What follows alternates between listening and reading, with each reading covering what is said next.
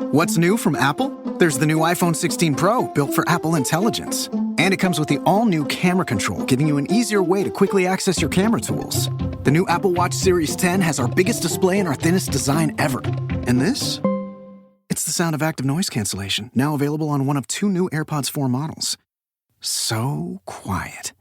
Check out all of the new products and new features at apple.com. You can even buy yourself something new.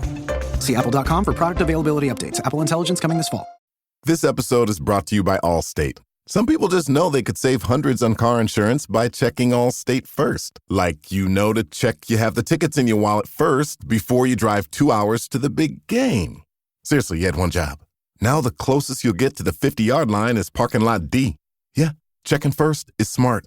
So check Allstate first for a quote that could save you hundreds. You're in good hands with Allstate. Savings vary. Terms apply. Allstate Fire and Casualty Insurance Company and Affiliates. Northbrook, Illinois.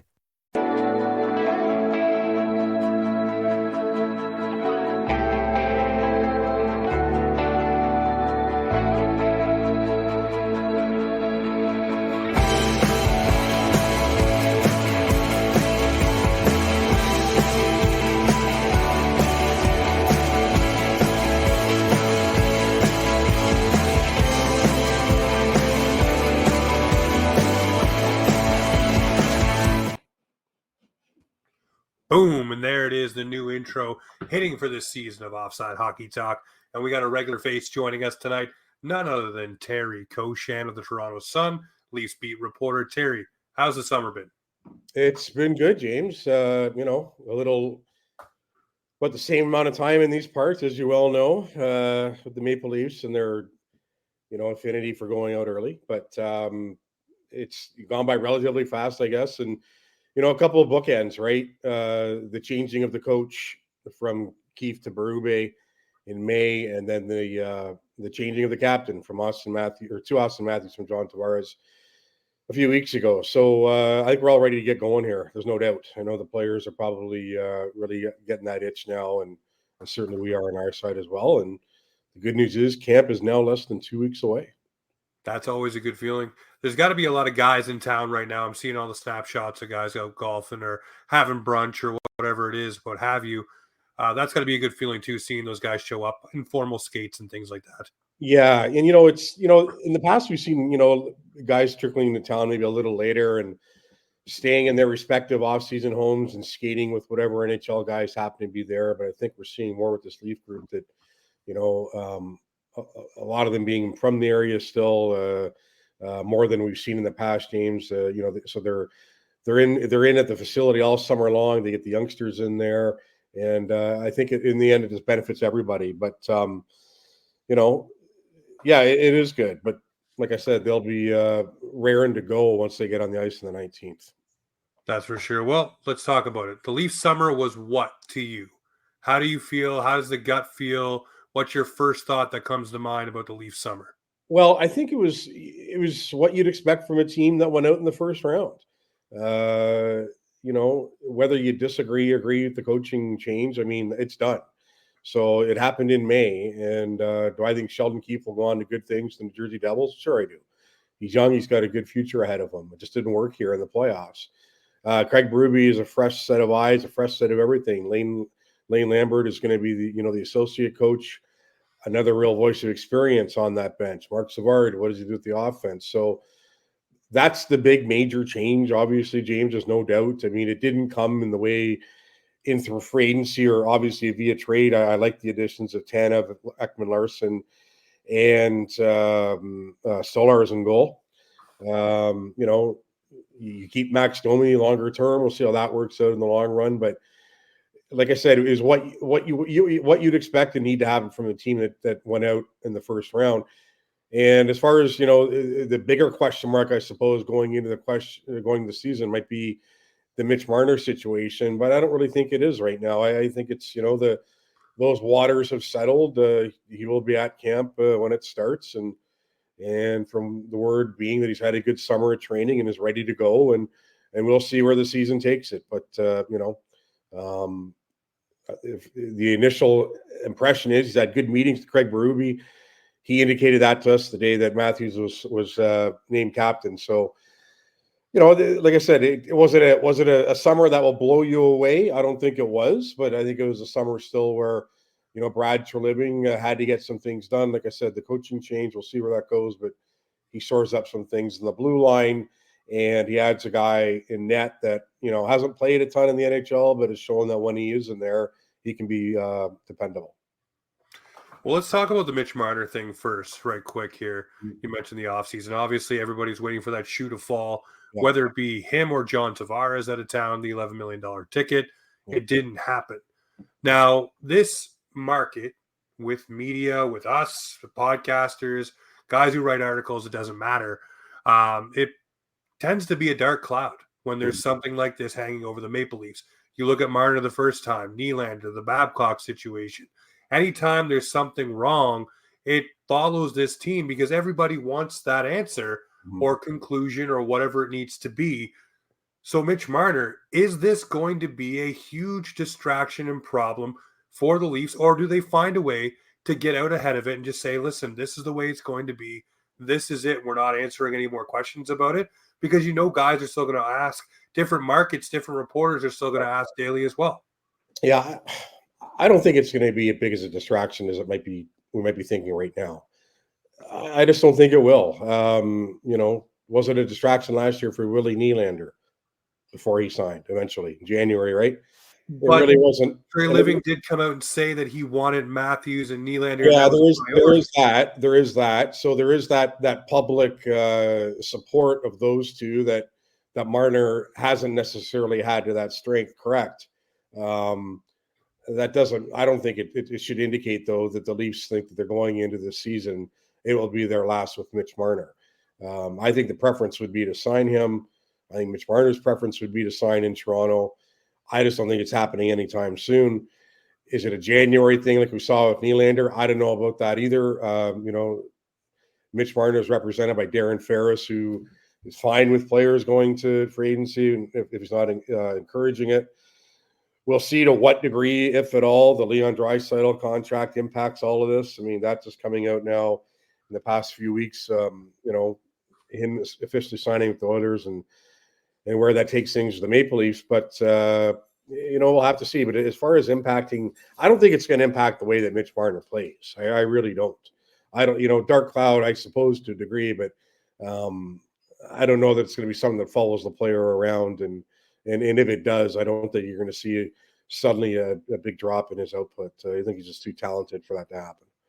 Yeah, I just look at this season and say two key players of the core four, so to speak, in Mitch Marner and John Tavares on expiring deals. Yeah. And now John Tavares, obviously, I still am at the camp. He didn't get stripped of the C. I think he passed the torch. Kind of probably knew it was coming, whether it was this season or the season after when his contract was done. One way or another, it was coming to a head.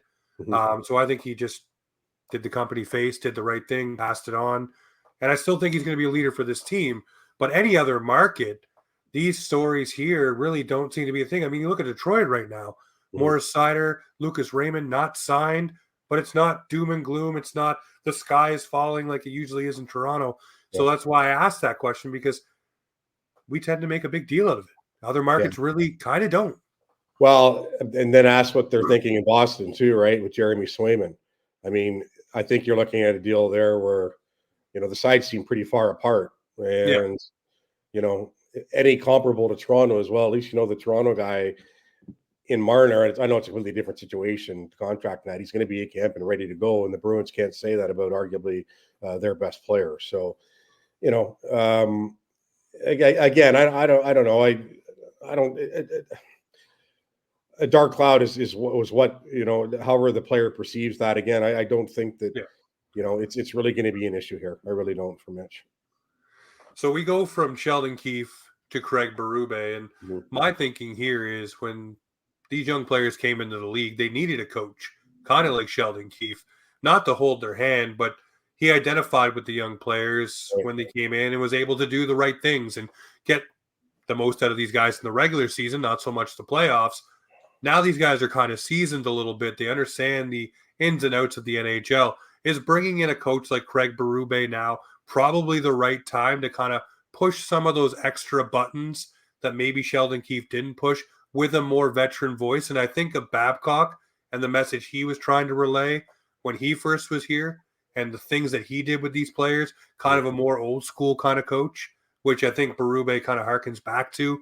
More of the crest on the front, not the name on the back. If you don't play my way, you kind of sit, which is kind of the way he is. Mm-hmm. Yeah, we'll see. I mean, like Treliving said back in May, he just felt a new voice was needed. And I think that what you're talking about, James, is what he was getting at. And what kind of an impact can Berube have in the postseason? The thing that's interesting to me is, the one thing about Sheldon Keefe, he's going to have detractors, right? As all coaches who are fired do. Still at least 300-point seasons in each of his 382 game seasons behind the bench. So what kind of improvement, quote unquote, will we see from Craig Berube in the regular season that we can really put a finger on and say, okay, this is how we know they're going to be that much better in the playoffs? We aren't going to know. We won't know. Because the same rule applies with the different coach. It's a different type of hockey that's played in the playoffs. Does a different type of voice have that impact now? And like you say, I think there's something to be said too, again, about all of these guys who are a year older. They do have that experience now. The Leafs and the Bruins are tied for the longest streak in making the playoffs at 8 years each. And so they know how to get there. And, even looking back at the 7-game series to the Bruins, you don't play the whole series with your best players. And you get to within one goal of advancing. And you have to rely on a guy in net who you're no longer relying on, and all of these factors, and they still nearly won that series. So if that happens, they go on to play in the second round, then you and I are probably talking about a few different things today, no matter how things went in the second round for them. But it didn't, and here we are. But, the one difference, too, is you bring in a new voice. It's true, but, you look at the relationship that Keefe and Willie Nylander had. They were together from day one, more or less. Willie's pro career to start, right? Give or take. And Keefe knew which buttons to push, which ones to leave alone. And Willie Nylander became a better hockey player in the past few years. There's no doubt about that. Some of that has to do with talent, of course. But so, what is a different voice now? How quickly does it's one thing to sit with players and talk to them all summer, and that's fine. That's all part of it. But now in a few weeks, like we said, they're going to get on the ice and you're going to see some changes that way. But what kind of impact does Berube have then? And like I said, I don't think a guy like Glenn Lambert in his experience, you just push him to the side either. I think that there will be some influence there as well. And I just John Tavares, an interesting case, like you mentioned. Where will he be in a year? I'm not. Initially, I thought it would have been a little bit much to change the captaincy now with the year left on his deal, but it was pretty clear that he was okay with it and on board with it. It was the right move for the Maple Leafs to make. But yeah, of the biggest things that happened during the summer, the coaching change, I think, has the potential at least to be the most impactful for sure. Yeah, I really do think it will be. And it's not just, like you said, Berube, obviously Lane Lambert, Mark Savard. This power play has been one that's stalled out in the playoffs. Maybe Savard has something that can make this work differently. Maybe they go to 2 units. Mm-hmm. Maybe they start to spread things around a little bit more, maybe more of a net front presence. Obviously, there's still rumors they're kicking around on JVR and a couple of other guys. So who knows who comes in and helps that. But I do think that the different voices here are going to make a difference.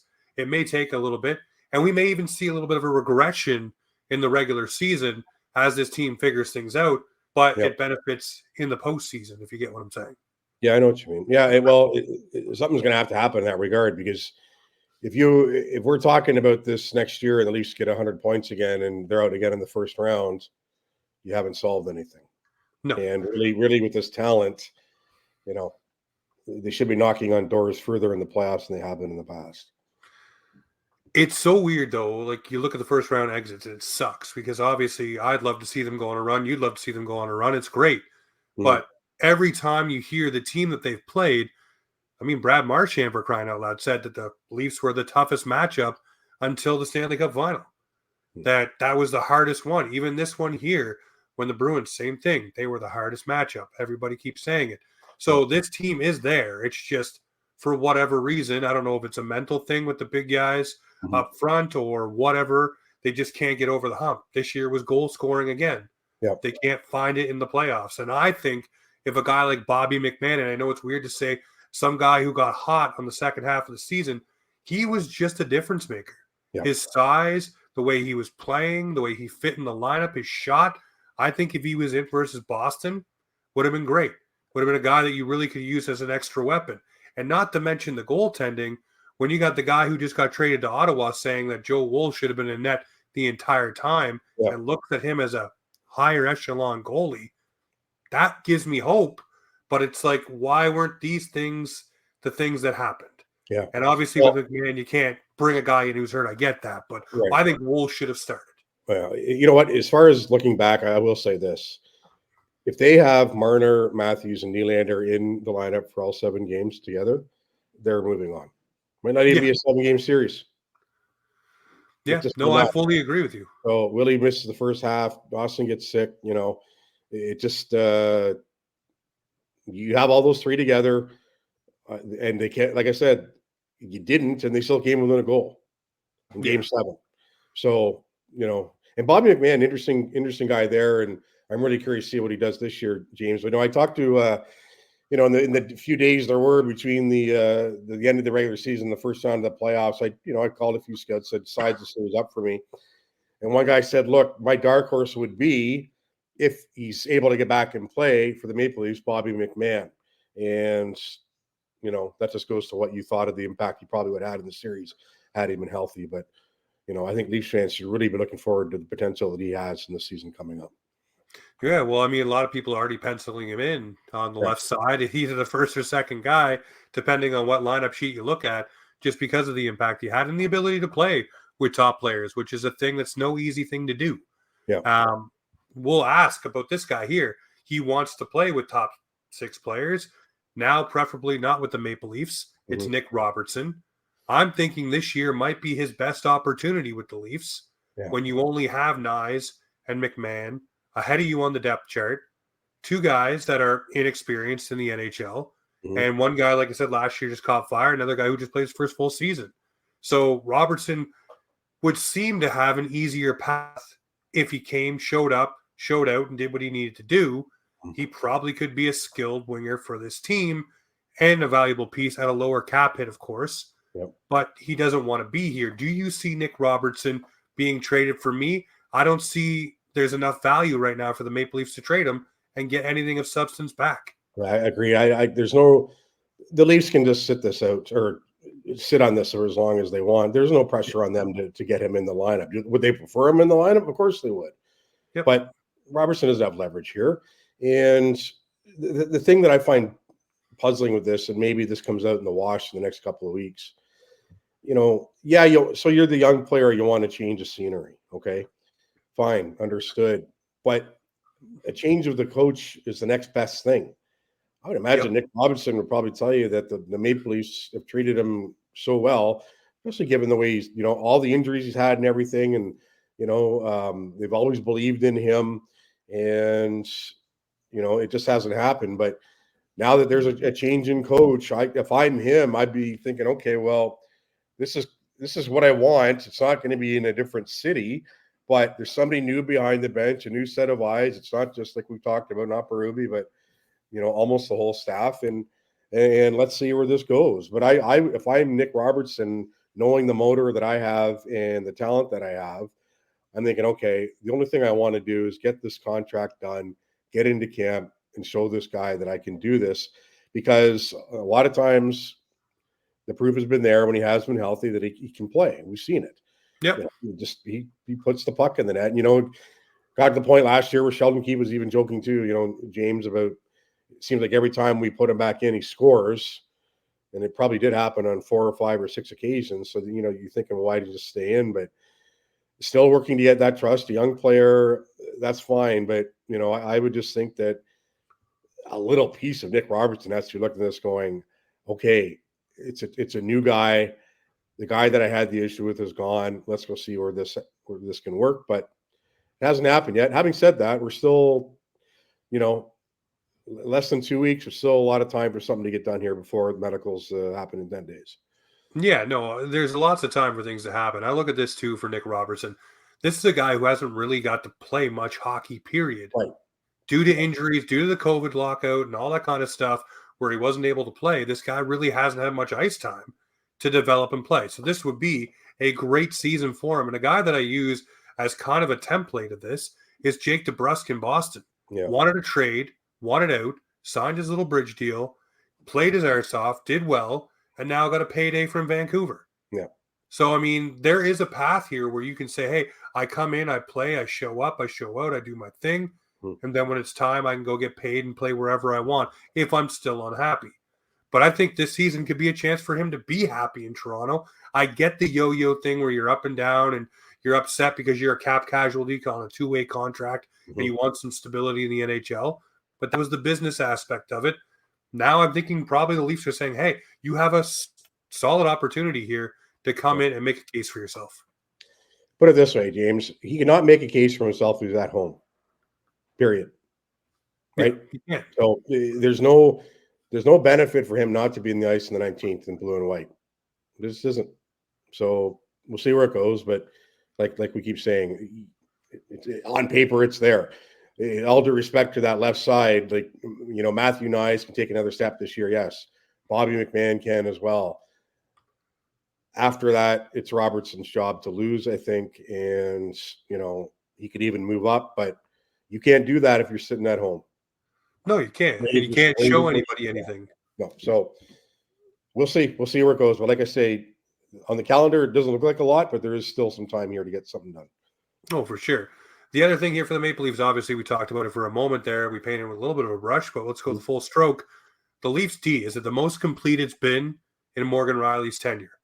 They finally have someone to play with them in Chris Tanev. Yep. They have another guy who can dish the puck out and play pretty well in Oliver Ekman-Larsson. They also have, go down the lineup there a little ways, Cade Weber, a guy who's coming, who looks to be maybe a big shutdown type guy, models his game, he says, after a Jake Muzzin type. So I'd like to see that. But is this the most complete Leafs D we've seen in a long time? Well, I don't know if I go that far, but it's, there's on paper, a Riley Tanev pairing looks good. They have to get that chemistry, of course, when they get out there on the ice together. And we'll see where that goes. I'm not saying that I doubt that it's going to happen, but I would imagine the potential for it is to work. But let's see it happen first. Ekman-Larsson to me is interesting because, it went sideways for him in Vancouver, but he brought his game around last year in Florida. Now it's on him to continue that. And what kind of, chance does he get in a new look power play under Marc Savard? Is it with the one unit?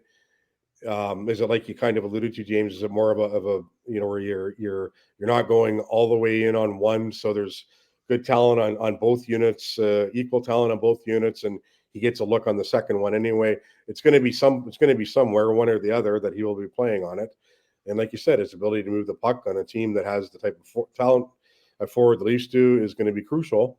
But he has that hiccups, and he has something to prove this year, and that's that Florida was not a one-off for him last season. So I like that. I like the one thing we did find out the Leafs late last year is the Benoit McCabe pairing was really solid.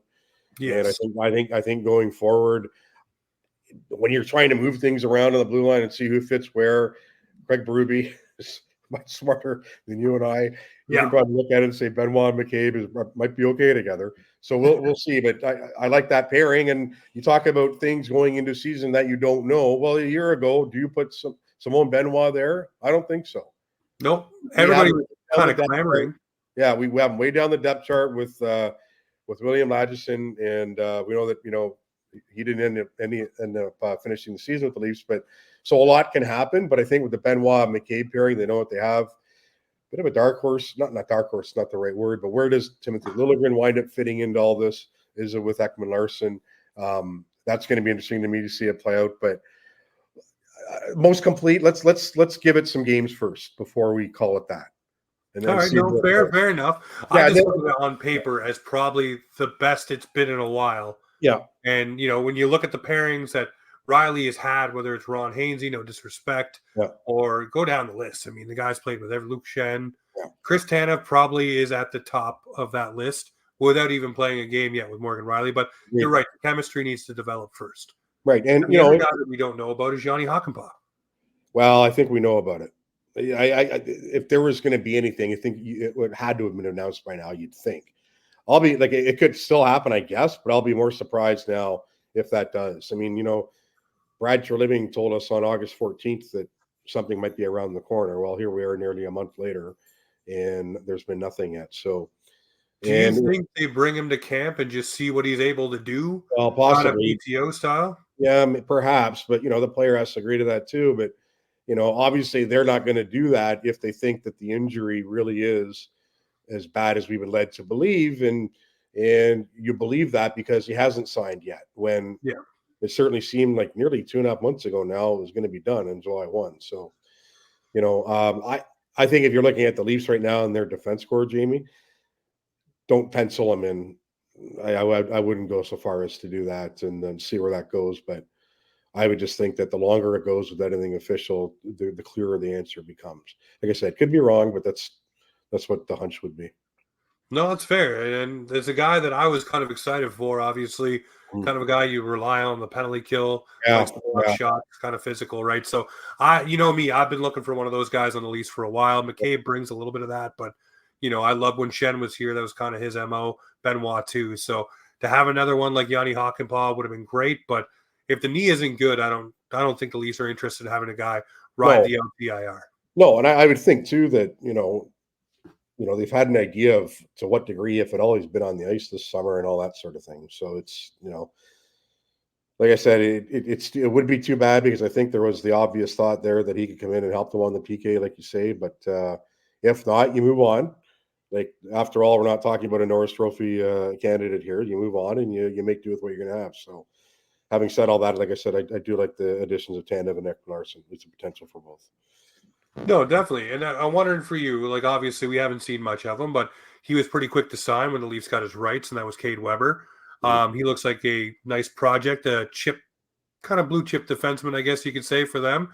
Do you see him making any noise at camp or any strides or anything like that? Or have you heard anybody talking about him? Because for me, I see the size and I'm like, this could be something. Yeah, he's big. There's no doubt. He's a big kid. You know what? Probably one of those guys that whether he makes noise at camp, tough to, I would think, to crack the top 6. Give him a good hard run in the American League and see what he can do. Right? Yeah. And go from there. And if he becomes a player that you think will help the team, then you make that decision. But it's probably asking for a little bit much for him to come in and make that impact right away in camp. But we have seen these things happen before in the past. I just think when you look at that top 6 right now, probably a bit of a tougher nut for him to crack, but certainly somebody that they can look forward to in the future for sure. For sure. All right. Well, something we are going to look forward to is Joe Woll and Anthony Stolarz between the pipes for the Maple Leafs. That looks like the tandem. Looks like the seasoned veteran will be Matt Murray.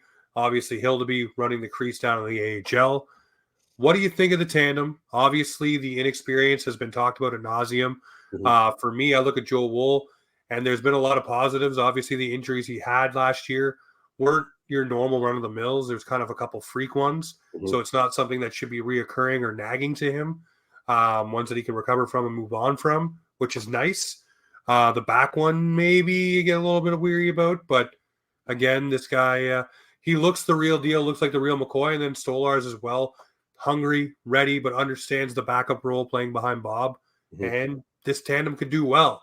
I'm wondering, are you comfortable with this crease? Or is this something where we're all going to kind of bide the time and see what actually happens with these guys? Well, to me, there are two big questions going into the Leafs season, and aside from the Marner stuff and everything. What impact does Craig Berube have? How does Joe Woll stay healthy? That's to me, that is key. The Joe Woll's health and like you say, James, some of the things that have happened to him have been out of the ordinary. I mean, you can watch the injury that happened in Ottawa last December and try to figure out where it happened on that play, and you're not going to get a good answer because it just looks so routine. Yeah. But having said that, then, can that happen again? And is there a worry about that? I think there is for the Maple Leafs. Why wouldn't there be with the history? But if he can stay healthy, like you say, the things that he's done when he's been in there have been really good, and he's shown that he can be that guy. I guess the question is, if not, then the bigger question might be, are you comfortable with Stolarz and Murray as a tandem to get them through those times when Woll's not in the lineup? Now, in a perfect world, you never get the answer to that question because Woll gets over these injury things and he's in there. But Stolarz is a guy who, like I said earlier, hasn't played a ton in any NHL season. When he has played, he's been good. He was, he has the experience last year of being with the team in Florida and, winning the Stanley Cup, just like Ekman Larsson did, of course, and perhaps even Stephen Lawrence in a PTO. But Stolarz, there'll be some familiarity there. Played with Marner in London for a time, and he might have with Domi too. I can't remember, but he did. So there is the experience of both of them, right? So there's not, walking in a new room and getting to know guys. He will know them right away. They know him, but could he be that guy then? If push comes to shove and he needs to be, well, maybe we'll find out. But I think that Woll, the injury thing is the key. And like I said, if he's healthy, there's no reason to believe that he can't be a number one, because he has shown, and when he has played, that he's been that good.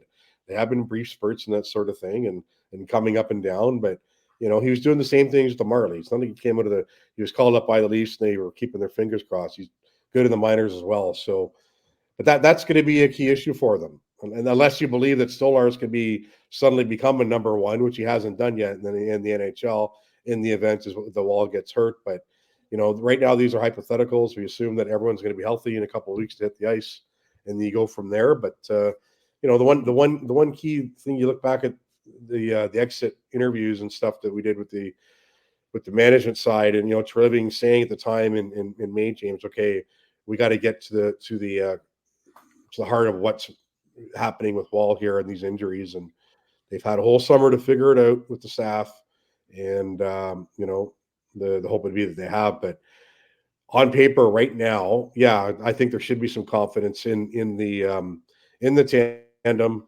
because we all know that when Woll does play, he's good. Yeah, no, it's absolutely lights out. Do you think we get a chance to see the Hildebeest between the pipes for the Leafs this season if things do go awry? Obviously, Matt Murray, nobody knows. That's an outlier too, right? Exactly. Nobody knows if he's actually really going to be ready for NHL action. He was cleared, I guess, in the playoffs, but it's still, he's coming back off the hip stuff, and it's kind of weird, man. I mean, I'd love to see the Hildebeest get a taste. Yeah, it could happen. But again, the Leafs aren't signing Murray if there's a question there. If they don't think he can't come in and do something for them if needed, right? There's no way. I mean, maybe you go back and re-sign Martin Jones instead, right? So the health issues seem to be in the past. You just hope, again, that they don't recur, that they have in the past with him. But, Dennis Hildeby, again, he does the things he does in the minors. The Leafs clearly weren't comfortable trying him out last year. But we'll see if it gets to that. We know that in goaltending in the NHL and the way the injuries occur, you could get to Hill to be awfully fast, perhaps. Yeah. But the Leafs will probably tell you that if they are getting to him at some point, then they don't like the injury trouble that got them there. So we'll have to see where that goes. But he could make it a point too, where if he is lights out with the Marlies, that you can't ignore him, right? No, you give him a little bit of a taste just to keep that appetite and keep that hunger going too.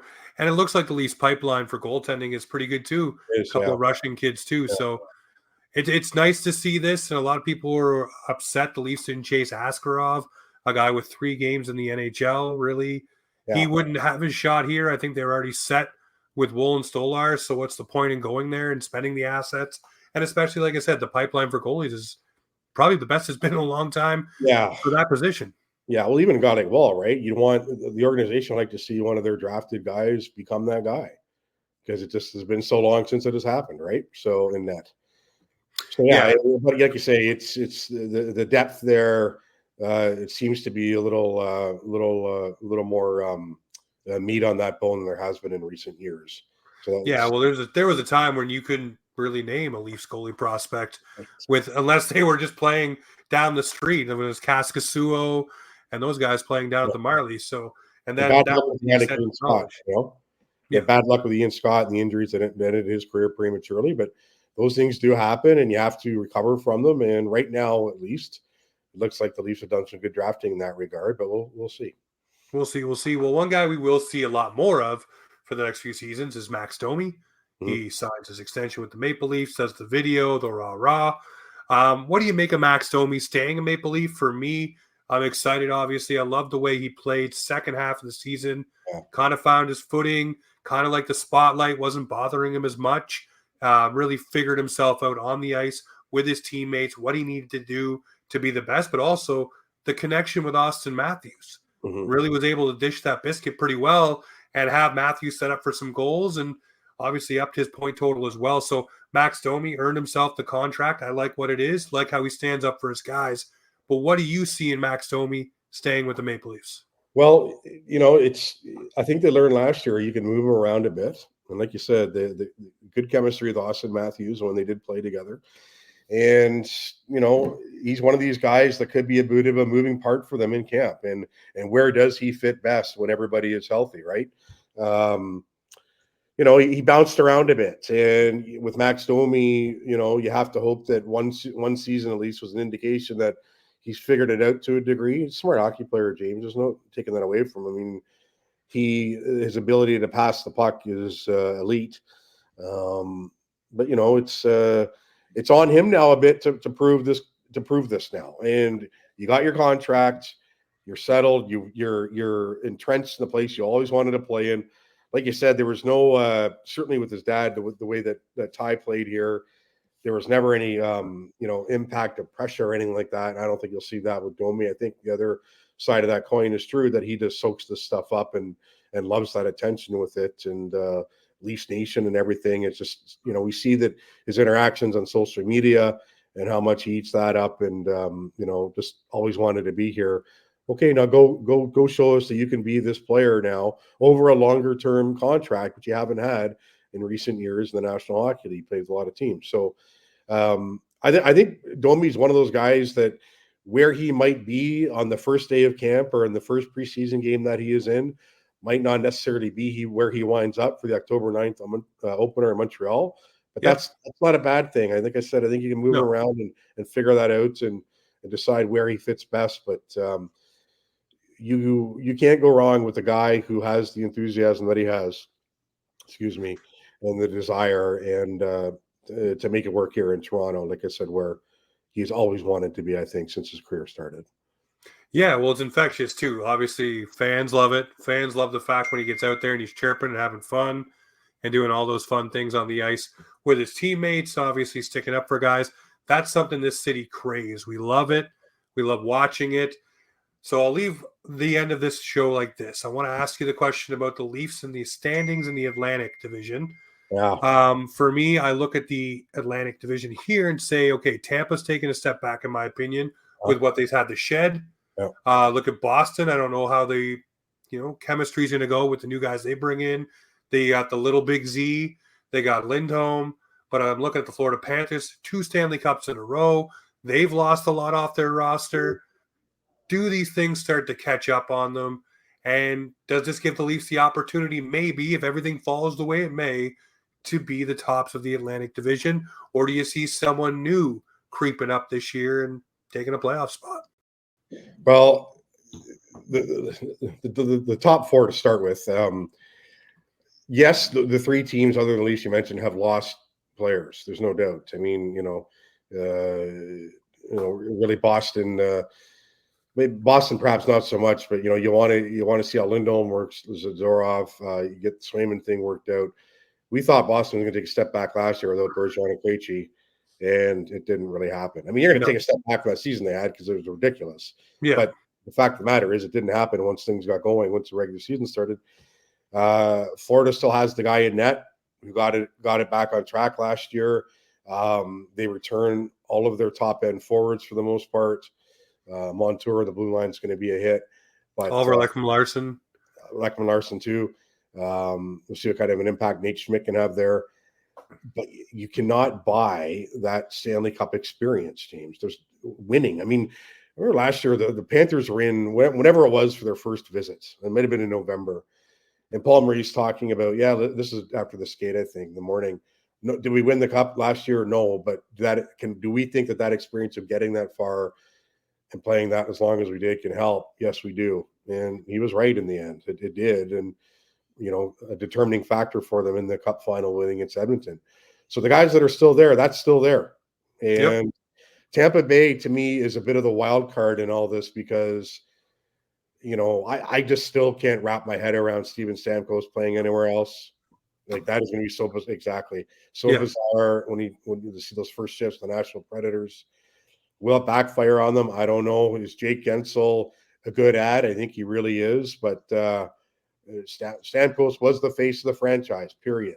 Now, again, if Andre Vasilevsky's health is on the right side of it, you can't count them out. But at some point, something has to happen here, right? You're not going to have the same top four all the time. But No. on the other side of it, we keep talking about, okay, is this going to hear the Sabres break through, the Red Wings? Ottawa keeps talking about the rebuild being done, but they don't get to the playoffs. And I think Montreal Canadiens, I like the addition of Laine and what that could bring, but I still think that they're a little bit away yet. But, and look at the Red Wings last year, James. They're in the playoffs, if not for the regulation wins thing with the Capitals, right? Same amount of points, and they don't get it. The Caps have more reg wins. So we'll see. I think it's going to be tight. I think it's going to be competitive every night. But I as far as the Leafs go, top three for sure. I just, unless the goaltending falls off the tracks and that just blows up and it's worse than anyone could have imagined. I don't think that'll happen. So I think top three, can they take a run at the division title? I think they can. But in the same side of it, none of those three, even with losing Stamkos in Tampa and the deletions from Florida, Even with Stamkos and Sergachev, and you're bringing in older McDonough. Yeah, right. But I don't think you still look at them and say, okay, that most definitely takes them out of the running of the top four. Because I don't think it does. True. I don't think it does. But we'll have to see. Now, one of those other teams knock on the door finally and get in. Like I said, we saw how close Detroit was. Buffalo's done some interesting things in the offseason. In goal is UPL, the guy. It looks like he's going to be. That if you have a defense core with Power, Deline, and Bowen Byram, good things are going to happen for you at some point. They just are, right? Yeah. Will it be this year? We'll have to see. But I just like that the Leafs are still in a very competitive division, and they know that on any night they play, it's not going to be handed to them within the division. So it's there for them, but the other three teams that have always been there in the past 4 or 5 years will probably stand there with their chest puffed out and said, hey, we're ready to still make some noise here as well. No, I can respect that answer. I look at the Leafs and say, I think this season might be the season. If the cards fall as they shall, which they don't usually do, but if they should, I think the Leafs can take the division this year. If the goaltending hands up and the defense is better than it's been, they may be a tough SOB to play against with Craig Berube behind the bench. Yeah, and you know what? We didn't talk about Matthews so much in Nylander, what they can bring, but Matthews has 69 goals this year. What's to say he doesn't topple 70 and take another step forward? These guys are in the prime. What was it, 18 or 20 posts last year too? Yeah, exactly. So led the NHL, I believe, right? Yeah. So, if these guys take another step and Marner sloughs off the contract stuff, which I think he probably will, perhaps this is the year that they do break through in the playoffs. Just because it hasn't happened yet doesn't mean it won't. And this could be the year that it does. So I like I said, I just like that, in that division, from most nights you're going against a rival, what you're going to get in them, and you have to be on your toes every night. And we've seen the Leafs get through that fine in the regular season. So let's see what happens in the playoffs. No, well, obviously we're all waiting for the playoffs. Long ways away, but we're not a long ways away from camp now. Everything's starting to turn up and get ready. I look forward to having you back on after camp gets started. We get closer to opening night. But ladies and gentlemen, hockey is around the corner. Be sure to check out everything Terry does over on X. Make sure to follow his articles and follow him. But ladies and gentlemen, this right here is Offside Hockey Talk, where the Maple Leafs and hockey come to talk.